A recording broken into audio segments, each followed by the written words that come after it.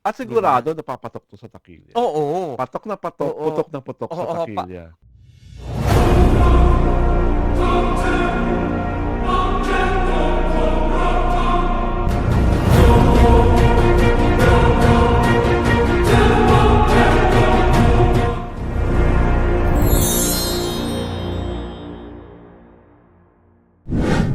December is so near, that is the reason why everyone is curious and is talking about this movie. I am Alwan Ignacio, the diva that you love. Together with me is my kamaring Ultra Maldita, Hi, this is Alex and Brosas. you are watching our episode 1 for our season 20. This is the Kitty Show, the Rayana Talakayan Showbiz Edition. And of course, dapat pag-usapan sa aming kauna-unahang pagtatanghal para sa aming panibagong season ay ang pelikula naman talagang everyone is talking about.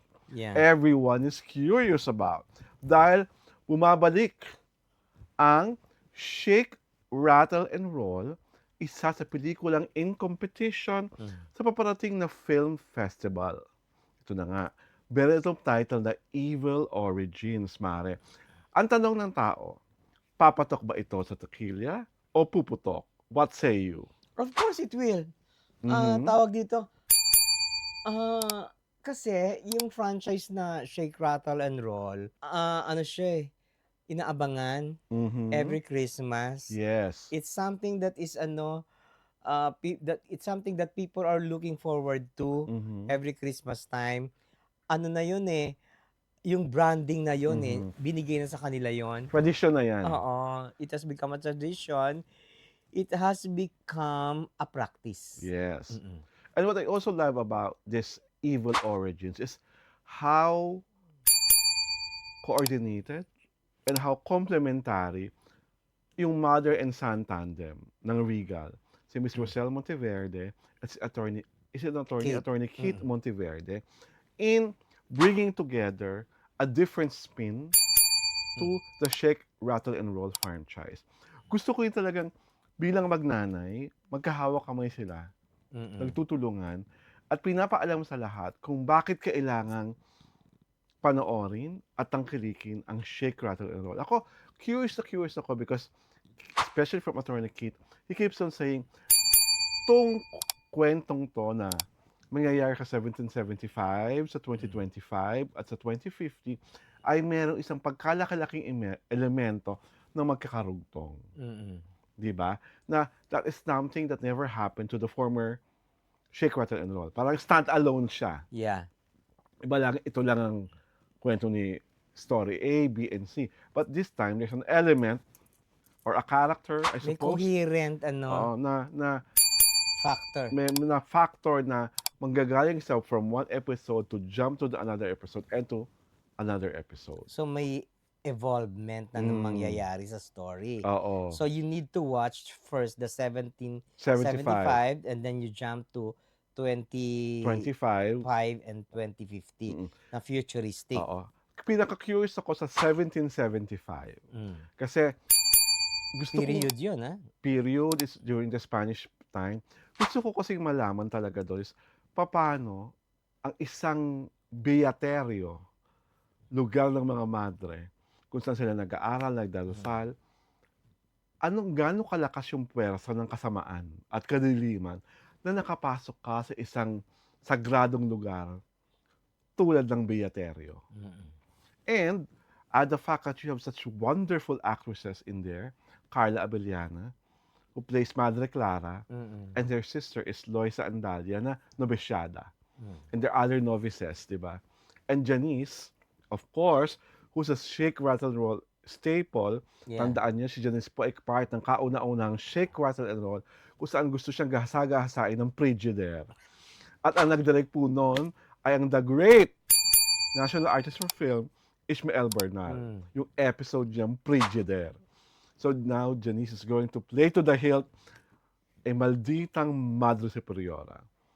Curious rin ako kung paano i-deliver. Kasi diba Carla and Loisa was saying na may mga prayers sila in Latin, di ba? Yeah, oo. Di ba? Nakaka-curious makita ko how they will deliver it. At gusto ko talaga, sa trailer, ang mas nakakatakot sa episode nila, I think is because everything is subtle. Walang bulaga, 'di ba? Hmm. Kasi the terror is felt within the confines of the Beaterio. Hmm. And how that terror comes out and invade the 2025 episode is Hmm. also very interesting. At gustong-gusto ko rin malaman kasi yung 2025 episode, 'di ba ito yung mga teen stars? Yeah.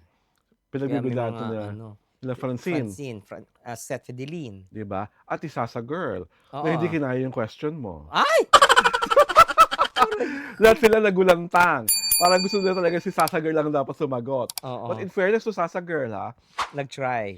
she tried her best to answer pero epic fail pa din. FFP pa rin. Okay, dinaan na lang niya sa patawa. Oo.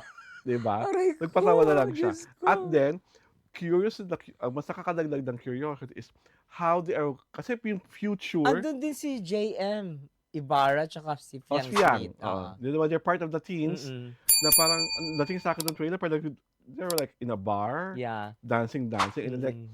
Raven Rigor is like one Mm. of the millennial aswangs, Mm. di ba? Gusto ko makita yung contemporary mix ng teenagers ngayon versus kapwa nila teenager who are aswangs, Oo nga. di ba? And then, napaka-bleak ng future na pinapakita nila, di ba? Oo. Parang warak na warak na ang Pilipinas. Ang syudad. Iniwan tayo ng lahat ng bansa. Oo, parang nakakaloka. Kinawawa tayo. Ano ba yung tawag doon? Apocalypse ba Yeah, yun? dystopian. Ay, dystopian? It's a dystopian future na talagang Oo. wala ng pag-asa. Aray ko. And then, what's more interesting about the third episode is that Manalyn Reynes was also part of the original episode. Yeah. Sheikh the Aswang. Aswang na naman ang haharapin niya rito. Mm-mm. Di ba sabi nga ni Mani, ang kakaiba sa mga aswang na to Mas ngayon, mabilis. mas mabilis, mas malakas, at Kung saan daw Oo. ma-appear. umaapoy, at nakakalipad na sila. Oo. Unlike the aswang, nung unang-una nilang ginawa, naneneng-nene pa siya doon, di ba? Yeah. So, sa akin, I really think this is going to be a very special Shake, Rattle, and Roll. What do you think? Oo, kasi anong tawag dito? Sabi nga ni Rosel, they were thinking, kung gagawa tayo ng ano, dapat naiiba. Yes. Kasi, was Shake, Rattle, and Roll 3 years ago? The last time, di ba? Parang ganon. So, talagang pinag-isipan nila. So, tinahi-tahi yung kwento from the 17th century to 2025 to 2050. Can you imagine the brainstorming, the scope and the brainstorming that went with it, di ba? The Parang, scope, the magnitude. Sa production design pala, na iba-iba yung era. So, I think this is among the Shake, Rattle, and Roll franchises, this is the most epic. Yes. At sigurado, napapatok to sa takilya. Oo. Patok na patok, Oo. putok na putok sa takilya. Ang feeling ko baka talunin. Ay! Aray ko. Diyos ko, hindi kita Aray kataka. ko. Ha? Hindi kita kataka. Talaga? Diba? Katalo-talo naman talaga yun. Kabogable na yun eh. Ay, Diba? grabe ka naman. Oh. Aray ko. Ang pinaka-curious ako, kasi lahat nung nasa 2025 episode, first-timers nila. Sa Shake, Rattle, and Roll franchise, Oo diba? nga. I would like to see the energy, the vulnerability, and the truth na ibibigay ni Seth, ni Francine, ni JM, ni Fiang, and the rest of the teen stars who are part of the second episode. At saka ito yung binyag nila. Binyag nga. Binyag talaga Sa nila. franchise. Baptism of fire nila. Diba? Oo. At gusto ko rin makita yung, kasi talagang ang crucial episodes are the first. Is the first And the last. and the last. Kung paano talaga i-build ng dalawang episode na to yung pagiging iconic ng Shake, Rattle, and Roll. At saka actually this is quite a big challenge because how will you up the ante after this? Diba? Diba? Kasi mataas yung ante nitong movie na to. Itong latest franchise. How will you up the ante? What will you do? Mag-out of this world ka na? Well, I always believe that Roselle and Attorney Keith are two of the most bright people that we have in the industry now, and that we have a pool of writers who can create a new, more exciting Shake, Rattle, and Roll. That is if they would want to submit it again next year. But for this year, sigurado ako na isa to sa pipilahan, pag-uusapan, pagkakaguluhan. Oo. Kasi ba? there was a vacuum for ano, 'di ba? And ang Wala maganda pa, kasing you're ano. the only horror movie now, Kaya nga, 'di ba? that's the only horror movie in the film fest, 'di ba? Mm, Oo, parang there was a vacuum before, mm, 'di ba? So, again, edi siyempre yung ano, time-tested movie na, mm. 'di ba?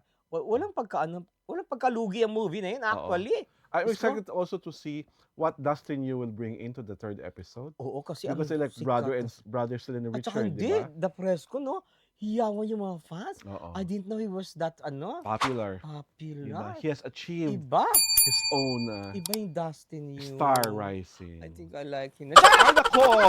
Giselle si Jeje, Oh ay my ni Jeje na God! ganyan. Oh my And on God! that note, this is Alvin Ignacio, the diva that you love. Together with Miss May Kumaring Ultra Maldita, Hi, this is Alex and you Brosas. are watching the first episode of our season 20. This is the Kitty Show, the Rayana Talakayan Showbiz Edition.